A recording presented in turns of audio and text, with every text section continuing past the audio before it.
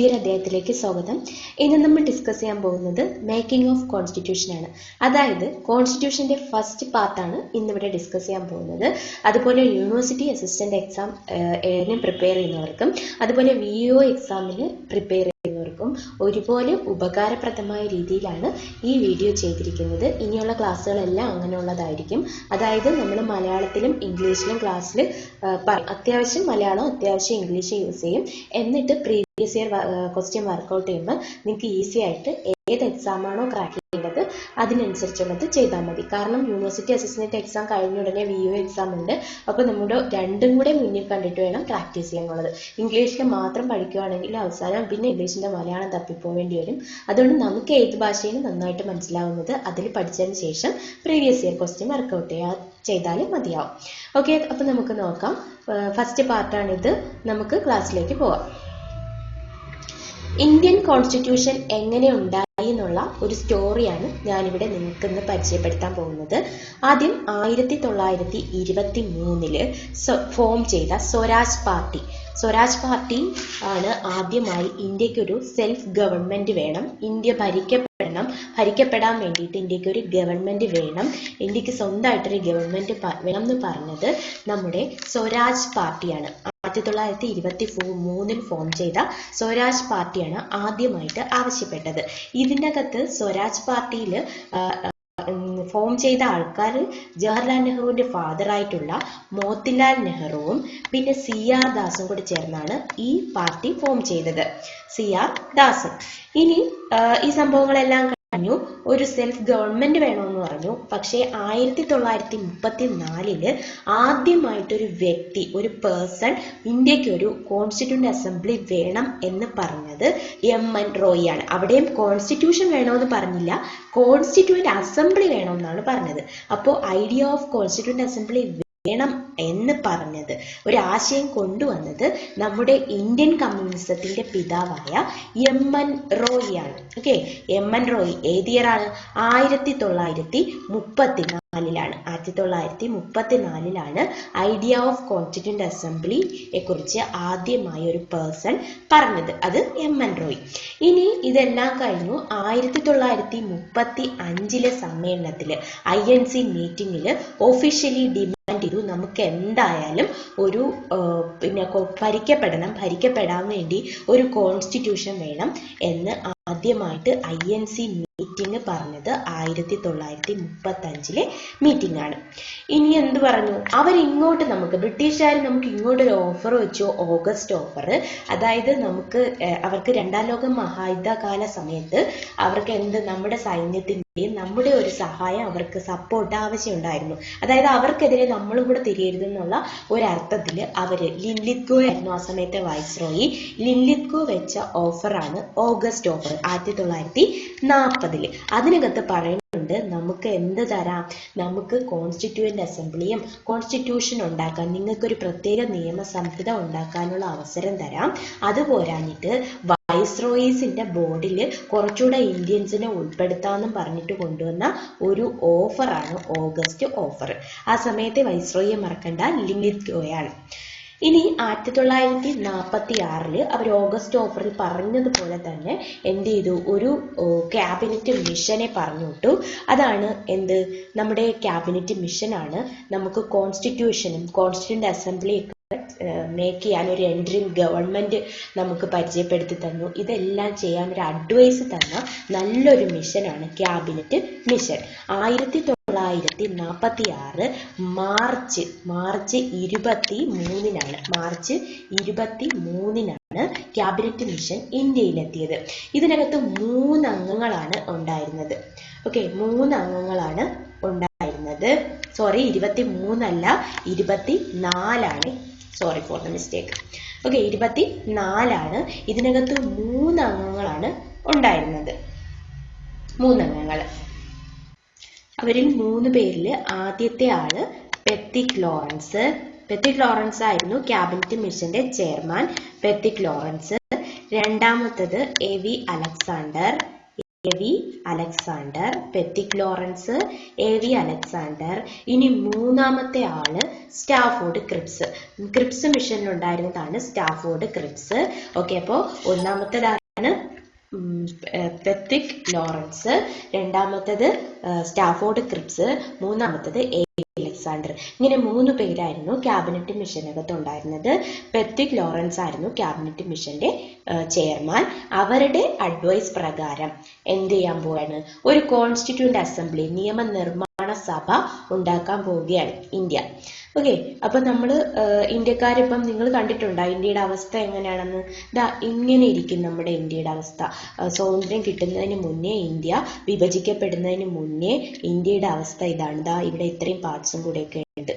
എന്നിട്ട് ഈ ഇന്ത്യക്ക് സംഭവിച്ചത് കുറച്ച് നാട്ടുരാജ്യങ്ങളും ഉണ്ട്, കുറെ ബ്രിട്ടീഷ് പ്രോവിൻസസും ആണ്. അപ്പൊ ഇവിടെ നിന്ന് എല്ലാത്തിനും ആൾക്കാരെ വേണം ഇല്ലേ? ഇവിടുന്ന് എല്ലാത്തിനും ആൾക്കാരെ നമുക്ക് വേണം.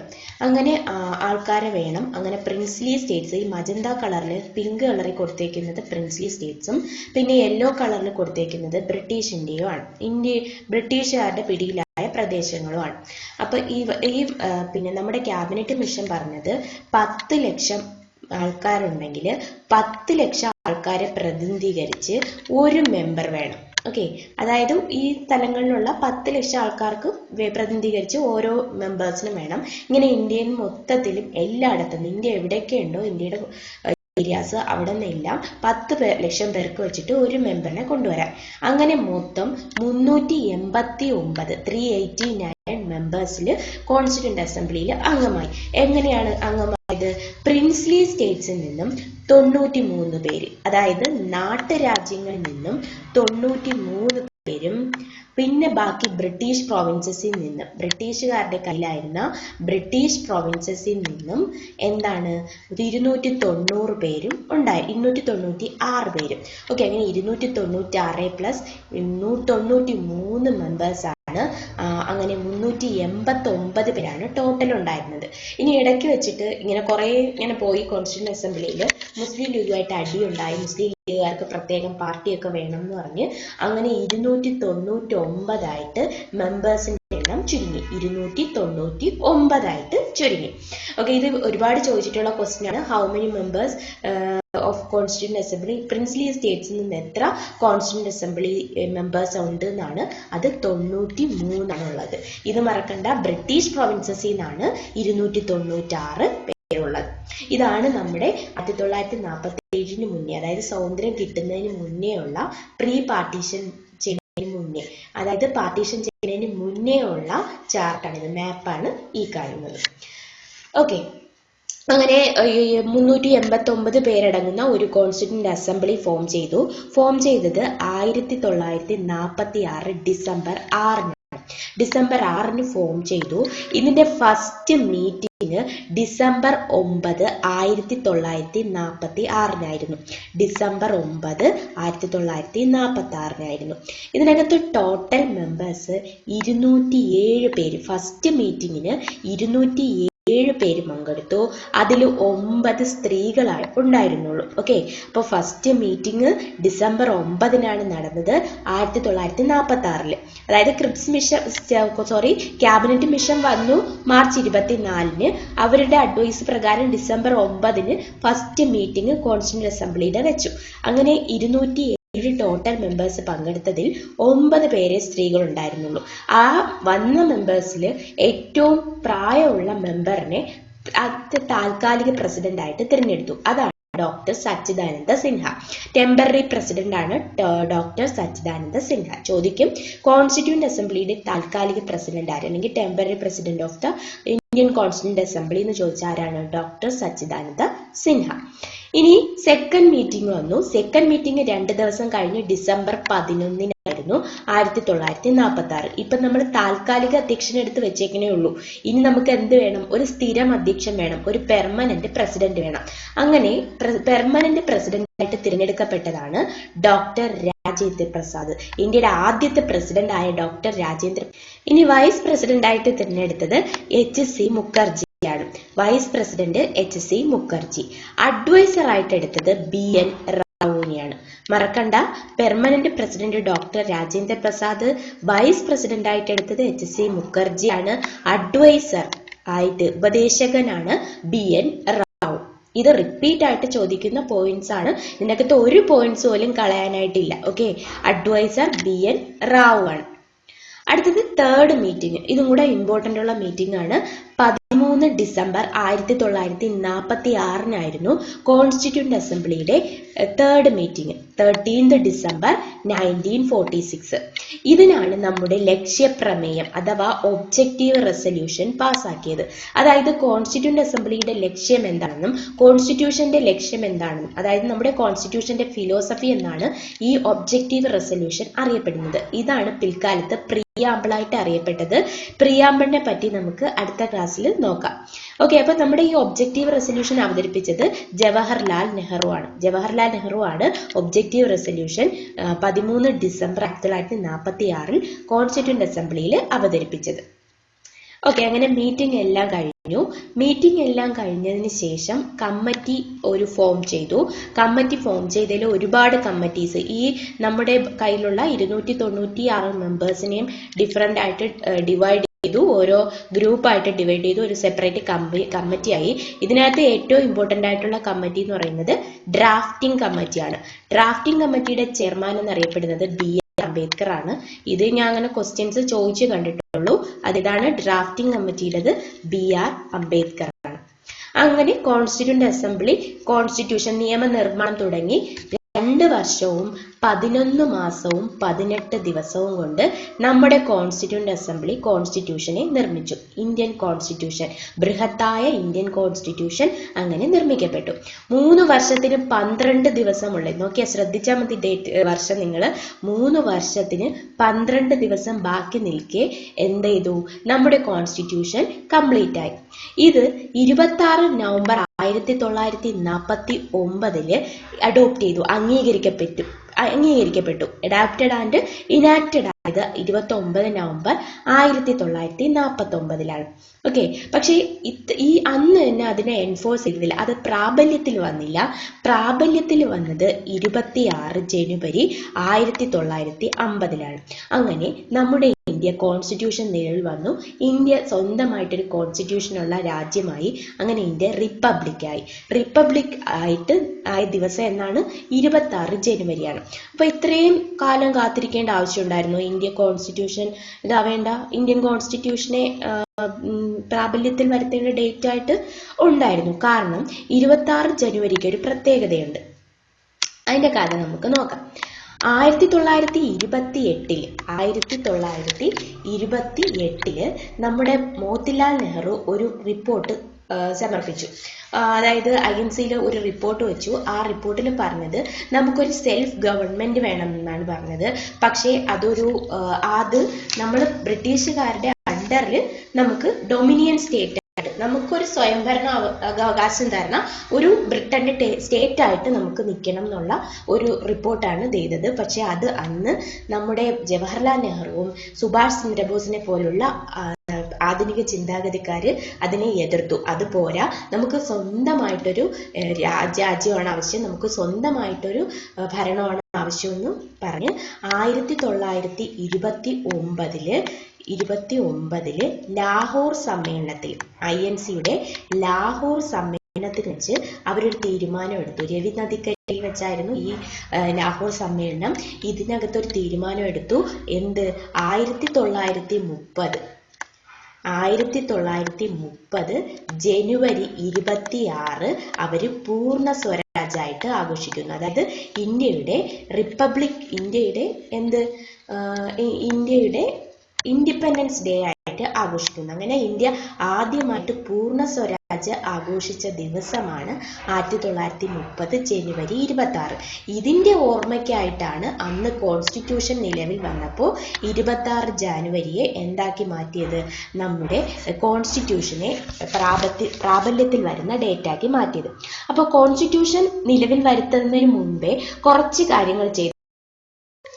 അങ്ങനെ ലാസ്റ്റ് മീറ്റിംഗ്, കോൺസ്റ്റിറ്റ്യൂന്റ് അസംബ്ലിയുടെ ലാസ്റ്റ് മീറ്റിംഗിൽ, അതായത് 1950 ജനുവരി 24-ന് അവർ കുറച്ച് തീരുമാനങ്ങൾ എടുത്തു.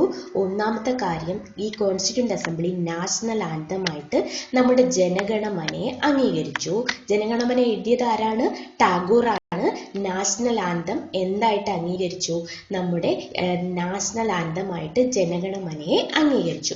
ഇനി ബങ്കിം ചന്ദ്ര ചാറ്റർജി എഴുതിയ നാഷണൽ സോങ് ആയിട്ട് നമ്മുടെ വന്ദേ മാതരത്തെയും അങ്ങ് അംഗീകരിച്ചു. ഇത് ഏത് ഡേറ്റിലാണ്? 24 ജനുവരി 1950. കാരണം റിപ്പബ്ലിക് ഡേയുടെ നമുക്ക് പാടാനുള്ളതാണ് ഈ 2 പാട്ട്. അതിനു മുമ്പേ എന്ത് ചെയ്തു? അങ്ങ് അംഗീകരിച്ചു. ഇനി ഫസ്റ്റ് പ്രസിഡന്റ് തിരഞ്ഞെടുത്തു. നമ്മുടെ കോൺസ്റ്റിറ്റ്യൂന്റ് അസംബ്ലിയുടെ സ്ഥിരം പ്രസിഡന്റ് ആയിരുന്ന ഡോക്ടർ രാജേന്ദ്ര പ്രസാദിനെയാണ് തിരഞ്ഞെടുത്തത്. അങ്ങനെ നമ്മുടെ രാജേന്ദ്ര പ്രസാദ് പ്രസിഡന്റ് ആയിരിക്കെ നാഷണൽ സോങ് നമ്മുടെ വന്ദേ മാതരവും പാടി, നാഷണൽ ആന്തം ജനഗണമനയും പാടി 1950 ജനുവരി 24-ന് ലാസ്റ്റ് മീറ്റിംഗ് അവസാനിപ്പിച്ചിട്ട് അവരെന്ത് ചെയ്തു? നമ്മുടെ 26 ജനുവരി 1950-ന് നമ്മുടെ കോൺസ്റ്റിറ്റ്യൂഷൻ നിലവിൽ വന്നു. ഇന്ത്യക്ക് സ്വന്തമായിട്ടൊരു ഭരണഘടന നിലവിൽ വന്നു. നമ്മുടെ ഭരണഘടന ഇതാണ്. ഇങ്ങനെ ഇരിക്കുന്ന ഒരു വലിയൊരു പുസ്തകമാണ് നമ്മുടെ കോൺസ്റ്റിറ്റ്യൂഷൻ ഓഫ് ഇന്ത്യ. ഇതിൻ്റെ പുറംചട്ട തയ്യാറാക്കിയത്, ലേ ഔട്ട് നിർമ്മിച്ചത് ഇന്ത്യൻ ചിത്രകലയുടെ പിതാവെന്നറിയപ്പെടുന്ന നന്ദലാൽ ബോസ് ആണ്. നന്ദലാൽ ബോസ് ആണ് ഇതിൻ്റെ പുറംചട്ട അഥവാ ലേ ഔട്ട് നിർമ്മിച്ചിരിക്കുന്നത്. ഇനി നമ്മുടെ കോൺസ്റ്റിറ്റ്യൂഷൻ നിലവിൽ വന്നപ്പോൾ ഒരുപാട് പേജസ് ഉണ്ട്. ഈ പേജസിന് 22 പാർട്സ് ആയിട്ടാണ് ഡിവൈഡ് ചെയ്തിരിക്കുന്നത്. 22 പാർട്സ് ആയിട്ടും 8 ഷെഡ്യൂൾസ് ആയിട്ടും അതുപോലെ 395 ആർട്ടിക്കിൾസ് ആയിട്ടുമാണ് ഡിവൈഡ് ചെയ്തത്. 395 ആർട്ടിക്കിൾസ് ആയിട്ട്. ഓക്കെ, ഇത് കോൺസ്റ്റിറ്റ്യൂഷൻ നിലവിൽ വന്ന